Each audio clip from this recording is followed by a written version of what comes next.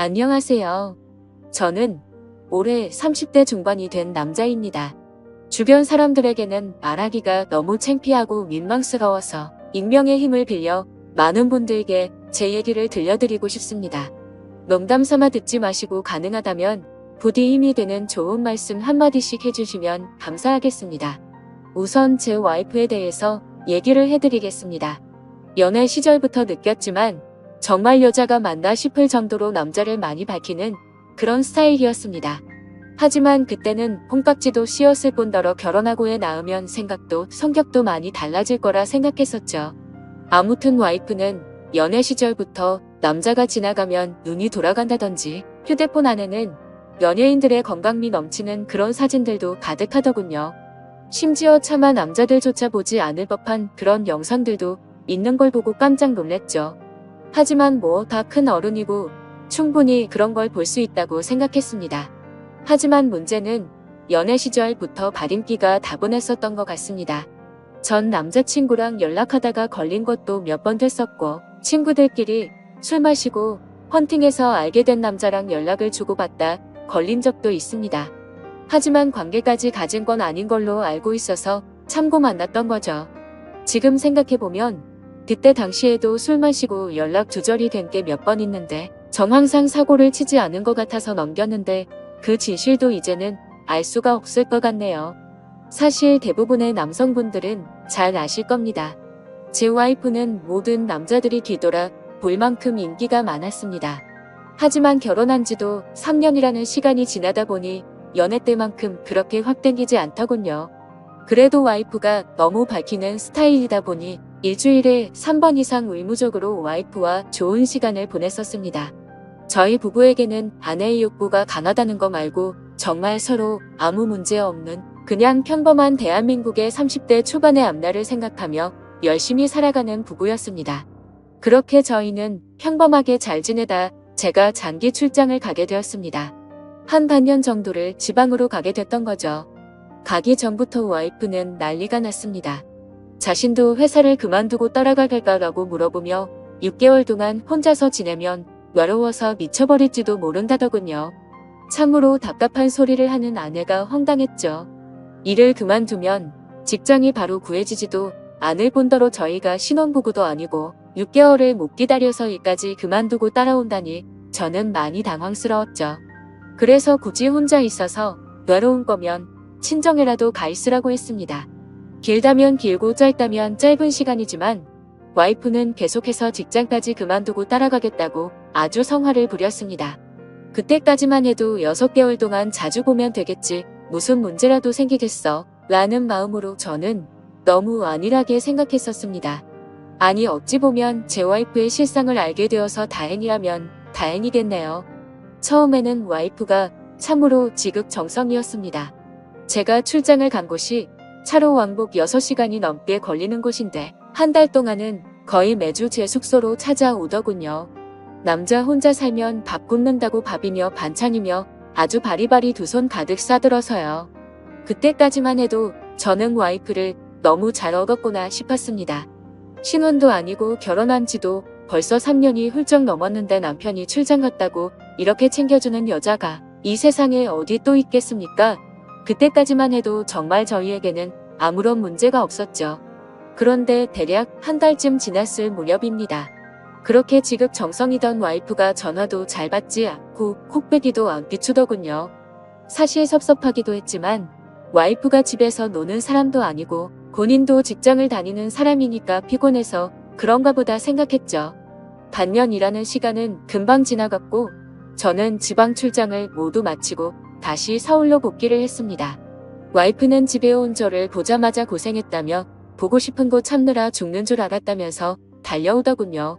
그러면서 얼른 빨리 씻고 오라며 콧소리를 내면서 애교를 부렸습니다. 그런 모습에 역시 우리 와이프 달라진 게 없네 싶었고 그날 저희는 반갑게 좋은 시간을 보내게 되었습니다. 그리고 나서 대략 일주일 정도쯤 지났을 무렵이었습니다. 소변을 보는데 좀 따끔따끔하더니 생전 겪어보지 못한 가려움이 몰려오더군요. 저는 처음에 뭘 잘못 먹어서 이런가 보다 생각을 했고 밖에서 다른 짓을 한 적이 없으니까 병이 생긴 거라고는 생각조차 못했습니다. 병원에 찾아가기도 민망했었고 그렇게 며칠 동안을 미루고 또 미루었죠. 하지만 시간이 지나갔음에도 점점 나아질 기미가 보이지 않았고 오히려 이상한 분비물도 묻기 시작했고 소변을 볼 때 통증은 더 심해지더라고요. 그래서 저는 결국 도저히 참기가 힘들어서 창피함을 무릅쓰고 병원으로 찾아갔죠. 병원에 갔더니 검사를 해보자 합니다.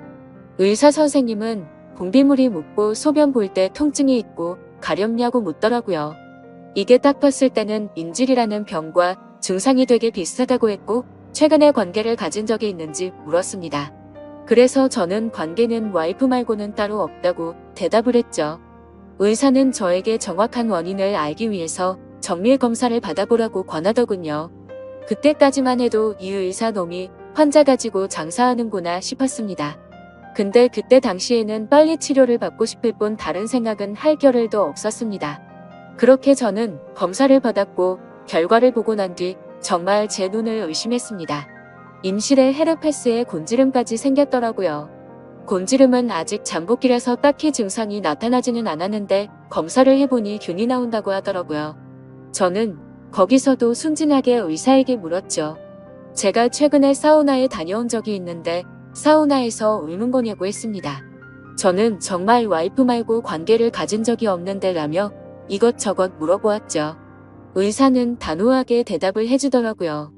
뭐 헤르페스 정도 한 가지라면 사우나나 대중시설에서 옮았을 수도 있지만 이렇게 몇 가지씩 다량으로 증상이 발현되는 건 관계를 가진 것 말고는 다른 원인으로 생겼다고 보기엔 어려울 것 같다고 하더군요. 그때부터 뒤통수를 맞은 듯이 갑자기 온갖 생각이 들었습니다.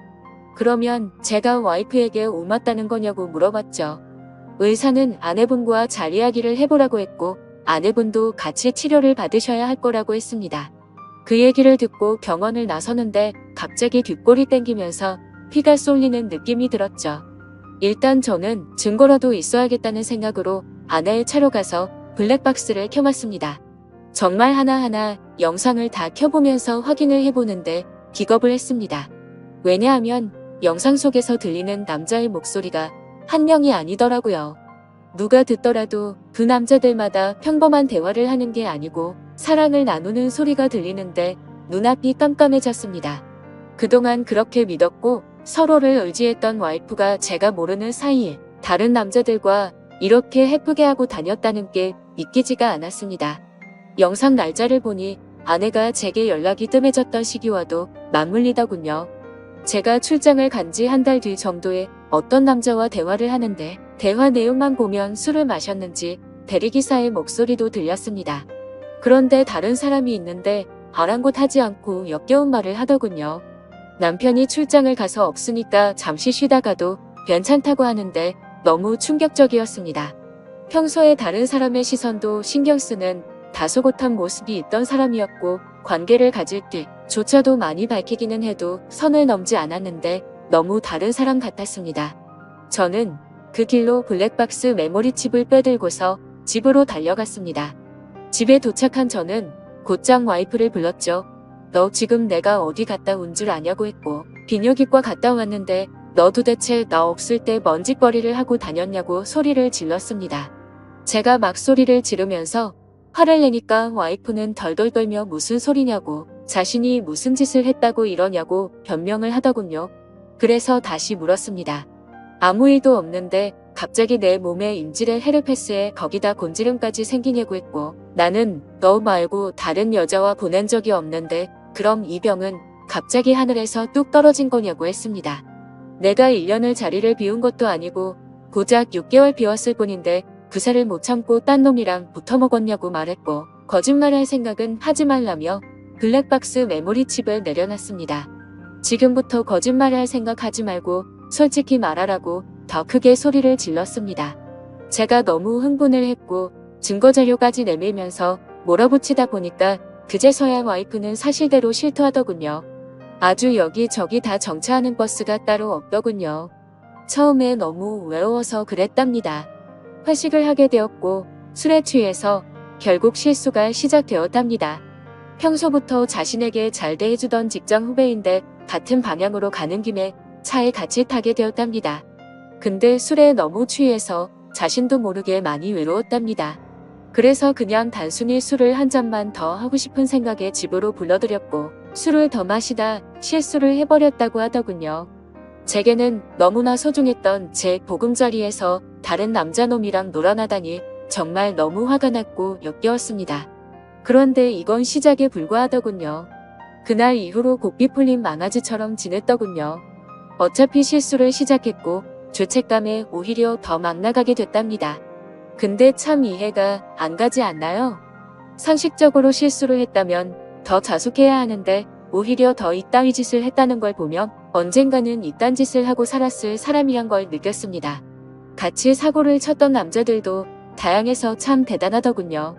직장 후배를 시작으로 유부녀라는 사람이 낯선 남자와도 시간을 보냈고 애인처럼 주기적으로 만난 사람까지 있더라고요. 저는 당장 그놈들 연락처 다 적으라고 어떤 놈들인지 다 알아야겠다고 몇 번 했는지 또 어떤 놈인지 적으라고 했습니다. 와이프는 처음에 그걸 어떻게 다 기억하냐고 그러면서 못 적겠다고 하더군요. 정말 울컥하더군요. 그딴 짓을 해놓고서 어떻게 다 기억 못하냐면서 따졌습니다. 그럼 정 못 적겠으면 너네 친정집으로 가자고 했습니다. 지금 당장 너희 부모님 앞에서 추궁하겠다고 난리를 치니까 바지 못해서 적기 시작하더군요. 참 기가 막혔습니다. 6개월이라는 짧은 기간 동안 시간을 보낸 남자가 무려 5명입니다. 한 번만 만나서 놀았던 놈은 3명이었고 직장 후배와는 3번의 만남을 더 가졌답니다. 가장 많이 만난 놈이랑은 쓸 수도 없을 것 같더군요. 근데 더 충격적인 건 가장 많이 만났다는 그놈은 저도 알던 놈이었습니다. 왜냐하면 제가 와이프와 자주 가던 식당의 사장놈이었습니다. 심지어 이 사람은 50대 초반쯤인데 와이프와는 거의 20살 이상이 차이가 났던 거죠. 정말 자존감이 무너져 내렸고 충격적이었습니다. 그 사장놈과 가깝게 지낸 지도 오래되었고 그 집구석 부부와 저희 부부가 함께 술자리도 수차례 가졌기 때문에 배신감은 더 컸습니다. 그런데 도대체 이 사장놈이랑은 언제부터 이딴 짓거리를 했냐고 물었습니다. 관계를 시작하게 된 건 3개월 정도 됐다고 하더군요. 어느 날 와이프는 친구들이랑 그 식당에서 모임을 가지게 됐다고 했습니다. 늦은 시간까지 술자리는 길어졌고 천연덕스럽게 그 사장은 그 자리에 끼었답니다. 그래서 2차까지 가게 되었고 와이프는 술에 취하게 되었답니다. 평소 친분이 있던 식당 사장놈이 데려다 준다고 해서 같이 차를 탔는데 거기까지만 기억이 나고 일어나 보니 같이 잠을 자고 있었다고 하더군요. 그래서 그날 이후부터는 계속해서 만남을 가져왔다고 했습니다.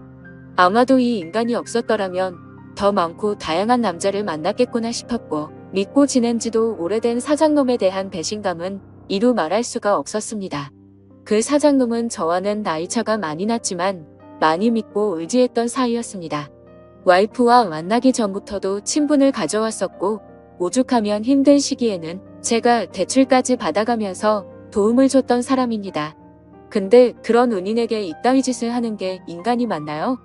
제 와이프도 인간 같지 않은 건 마찬가지입니다.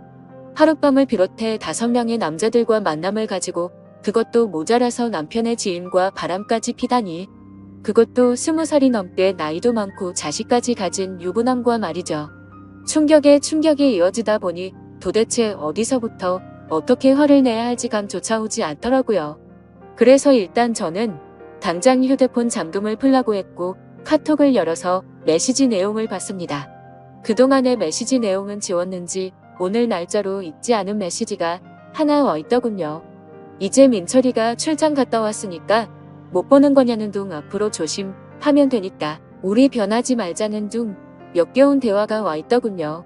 정말 너무 참담해서 말도 안 나오고 아무 생각도 들지 않더라고요. 그냥 분노에 휩싸였을 뿐 아무것도 보이지가 않았습니다. 그래서 당장 아내를 이끌고 그 사장놈이 하고 있는 식당으로 갔습니다. 식당 안에는 손님들이 있었고 그 사장놈의 아내도 함께 있더군요. 그런데 그때 당시 제 눈에 이미 보이는 건 없었습니다. 들어가자마자 욕을 지르면서 불렀고 바로 멱살을 잡았습니다. 그 사장놈의 아내는 깜짝 놀라서 달려나와서 저를 뜯어말렸고 저는 온 동네에 소문이 나길 바라는 마음으로 큰 소리로 말했습니다. 이 인간 같지도 않은 인간이 무슨 짓 했는지 아냐고요. 제가 출장 간 사이에 제 와이프랑 바람 피우고 붙어 먹은 지 3개월이 됐다고 말해줬습니다. 와이프는 옆에 서서 울고 있었고 그 사장놈의 아내도 충격을 먹었는지 저보다 더 화를 내면서 남편을 밀치고 멱살 잡고 난리가 났습니다. 그 사이에 손님들은 전부 다 밖으로 나가버렸고 진짜 짐승들처럼 뒤엉켜서 순식간에 개판이 되었습니다. 다음 날에는 그 직장 후배놈도 응징하기 위해서 와이프의 회사로 찾아갔습니다. 조금은 마음이 차분해져서 깽판을 치지는 않았고 다이렉트로 회사 대표와 만났습니다. 내 와이프가 여기 직장 동료랑 바람을 폈다. 딴 거 다 필요 없고 그 사람 자르라고 했습니다. 안 그러면 더 이상 어떤 꼴 날지 모른다고 하니까 바로 알겠다면서 죄송하다고 하더군요. 당연히 와이프도 이 회사에서 그냥 내보내라고 했습니다. 그딴 인간들 여기 더 봤자 여기에 도움될 거 없을 거니까 알아서 하라고 했죠. 와이프와는 이혼을 해야겠다는 생각으로 당분간 얼굴도 마주치지 말자고 했고 집에서 내쫓아 버렸습니다. 저 또한 맨정신으로 버틸 수가 없어서 회사에는 잘 얘기해서 휴가를 냈고 며칠 동안 집에 박혀서 술만 마시고 있었습니다. 옛날 생각도 나고 어떻게 이렇게 됐는지 웃다 울다 사람이 미쳐가는 게 한순간이더군요. 그렇게 3일 정도 지났을 무렵 그 사장놈에게서 메시지가 왔습니다. 저에게 사과를 해도 모자를 파네 오히려 뻔뻔하게 욕을 하더라고요.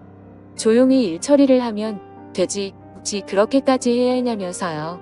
본인도 이혼 소송 진행 중이고 가게도 문을 닫게 됐다면서 징징거리는데 본인이 일을 저질러 놓고 저더러 어쩌라는 건지 역겹고 짜증이 나서 저도 같이 싸웠습니다. 저는 너 같은 인간 말종이란 말 섞기 싫으니까 헛소리 그만하라고 말했고 그동안 내가 너한테 빌려줬던 돈을 이번 주 내로 당장 다 갚으라고 했습니다. 그러니까 돈 없다면서 배째라고 말하더군요. 나이 50이 넘어서도 이따위 짓을 하는데 어떻게 이런 인간이랑 연락을 해오며 살았을까 제 스스로에게도 화가 났습니다.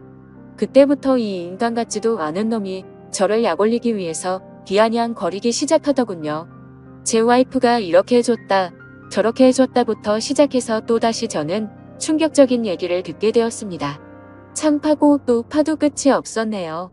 너도 내 덕분에 이혼하게 된 걸 다행으로 알라면서 말하는데 진층건물과 셋이서도 어울렸다고 말하더군요. 진짜 이런 인간이었나 싶고 사람의 이중성의 환멸을 느꼈습니다. 와이프와 저는 연애 시절부터 결혼까지 거의 6년이란 시간을 함께 했습니다. 제가 알던 와이프가 맞나 싶을 정도로 또 다시 큰 충격을 받았습니다. 이런 게 현실적으로 있을 수 있는 일인가 싶었습니다. 저는 곧바로 와이프에게 전화를 했고 이 말이 사실이냐고 물었죠. 그러자 한참을 말없이 가만히 있더군요. 그래서 저는 왜 말을 못하냐고 하니까 한숨을 쉬더니 적당히 하라면서 적반하장으로 짜증을 내더군요. 그러면서 내가 뭘 했건 이제 너랑 나랑 상관없는데 왜 자꾸 묻냐고 했습니다. 솔직히 당연히 이혼은 계속 진행했겠지만 조금이라도 고민을 안 했다면 거짓말이겠죠. 그만큼 많이 사랑했었기에 일말의 가능성을 생각했는데 전부 다 제 착각이었습니다. 아니, 오히려 다행이라고 생각해야겠네요.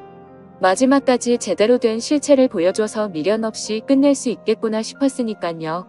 이렇게 말도 안 되는 사건이 일어난 지도 고작 일주일이 지났네요. 저는 지금 와이프와 이혼 절차를 밟고 있습니다. 와이프와 직장 후배 놈은 그 회사에서 잘리게 되었고요. 아직까지 해결이 안 된 문제는 그렇게 믿고 지냈던 사장놈입니다. 제게 빌려가서 갚지 않은 돈만 온돈 2천만 원이 넘습니다. 이런 일은 태어나서 처음 겪다 보니 어떻게 해야 할지 머리가 어지럽네요. 일단 법적으로 어떻게 해서든 이 인간에게도 최대한의 고통을 주고 싶습니다. 어떻게 해야 이 인간도 피눈물 흘리면서 후회할 수 있게 만들 수 있을까요? 세상에 이런 일들이 일어나리라곤 절대로 생각 못했는데 제게도 이런 일이 일어나네요. 아마도 다들 드라마나 영화에서나 일어나는 일이라고 생각하실지 몰라도 생각보다 이런 불륜 사건들은 한 해에도 수도 없이 일어난다고 하더라고요.